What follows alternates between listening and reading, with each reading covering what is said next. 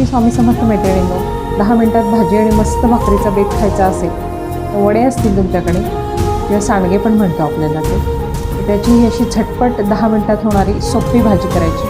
मस्त एक ज्वारीची किंवा बाजरीची भाकरी टाकायची, कांदा कापायचा, थोडंसं लोणचं घ्यायचं, पापड घ्यायचं आणि याच्यासारखं भन्नाट जेवण नाही, म्हणजे अगदी झटपट काही खायचं असेल, भूक लागली बघ आता काय करू नये, ही खुडमिरचीचे वडे अतिशय अप्रतिम खानदेशी टेस्टी भाजी, म्हणजे संपून जाते तरीसुद्धा ती खावत राहावी अशी वाटते, इतकी छान असते।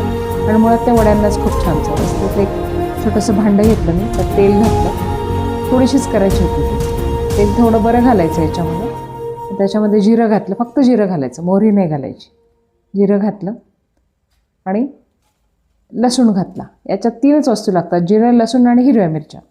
लाल तिखटाची करायची असेल तर त्यात कांदा घालावा लागतो, पण लाल तिखटाची चांगली नाही लागत, ही थोडीशी करायची असेल तर खूप सुंदर लागते। जिरं छान तडतडलं, भरपूर असा लसूण घातला त्याच्यामध्ये आणि हिरव्या मिरच्या घातल्या। हिरव्या मिरच्या तिखट घालायच्या म्हणजे त्या चवीला छान लागतात, फक्त गोल गोल गोल गोल अशा कट करून घेतल्या, कारण त्या पाण्यात उकळल्या की त्याचा तिखटपणा पाण्यात उतरतो, म्हणून त्या गोल गोलच कट करायच्या।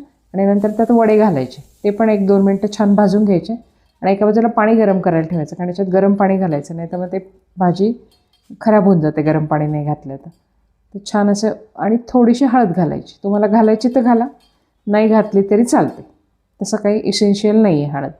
आणि मग नंतर 1-2 मिनटं भाजलं, वड्यांचा कलर बदलला की गरम पाणी घालायचं, तुम्हाला जेवढी करायची, खूप रस्सा हवा असेल तर करा, आणि त्याचा रस्सा अप्रतिम लागतो चवीला।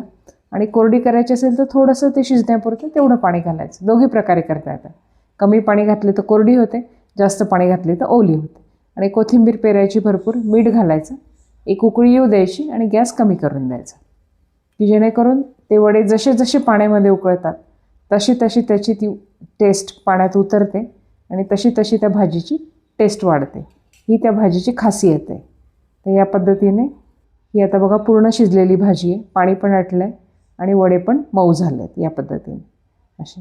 आणि ज्वारीची किंवा बाजरीची भाकरी, कांदा, पापड, लोणचं, बाकी काहीही नसलं तरी अप्रतिम लागते। तुमच्याकडे असतील तर असे हे खुडमिरचीचे सांडगे करून पहा, खाऊन पहा आणि व्हिडिओ आवडल्यास लाईक, शेअर आणि कमेंट करा। Thank you, enjoy.